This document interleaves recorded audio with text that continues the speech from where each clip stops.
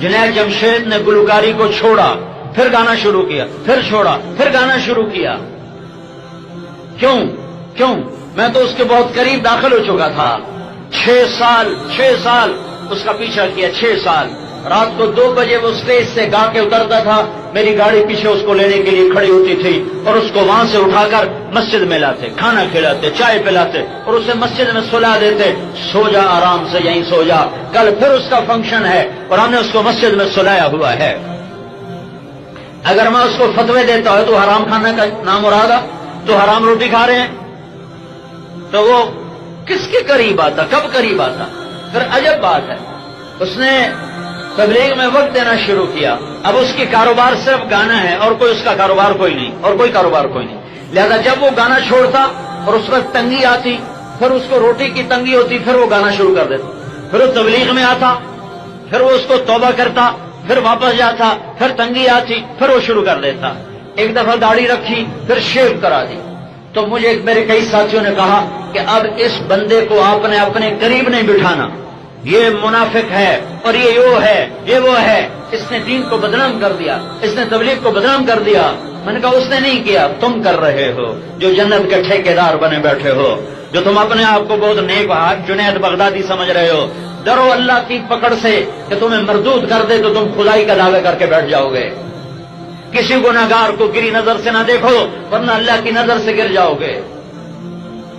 4 महीने लगा के फिर शेव करा दी, दाढ़ी साफ, और फिर गाना शुरू कर दिया। और मुझे पता था वो भूख की वजह से गाता है, उसके पास और कोई कारोबार ही नहीं था।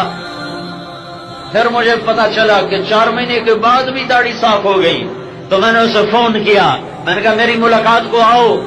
कहा तुम्हें खबर नहीं मैंने क्या कर दिया? मैंने कहा मुझे खबर है। कहा मैं किस मुंह से मिलने आऊं? मैंने कहा मुंह पे कपड़ा रख लो, मुंह छुपा के आ जाओ। कहने लगा अच्छा मैं आता हूं, मुझे पता था ये नहीं आएगा। उसके जिम्मे लगाया कि उसका टिकट खरीद और अपना भी टिकट ले और इसको लेकर मेरे पास आ।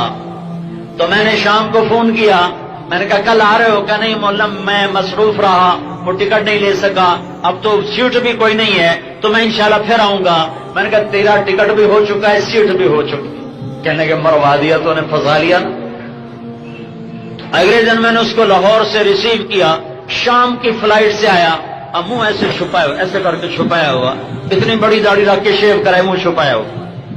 मैं उसको लेकर वहां रायगढ़ में अपने कमरे में ले गया। मैंने कहा इधर बैठ जा, तूने बाहर निकलना ही नहीं, ताकि कोई तुम्हें ताना ही ना दे।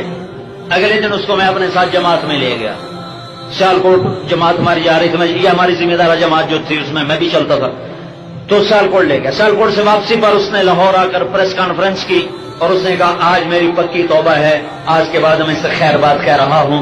फिर उसके बाद उस पर इतना बड़ा इम्तिहान आया कि उसको पेप्सी कोला ने 4.5 करोड़ रुपए की पेशकश लगाई। 4.5 करोड़ रुपए के 10 गाने गा के दे दो और 4.5 करोड़ रुपए हमसे ले लो और फिर तौबा कर लेना।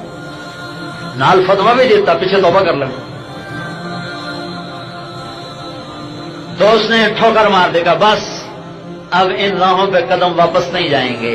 6 बरस का गिरना उठना, गिरना उठना, गिरना उठना, मोहब्बत ने फतह कर लिया।